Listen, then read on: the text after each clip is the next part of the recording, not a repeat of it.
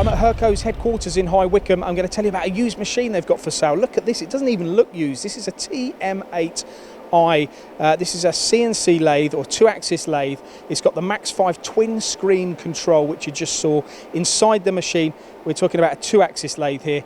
You've got a tailstock and you have an 8-inch chuck on this machine. It's a 2018 machine. Just 1,340 hours on the machine, 210 spindle hours.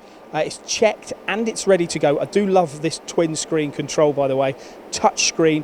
Hurco's are very, very easy to program with their conversational package. Now, this machine isn't going to be around for long.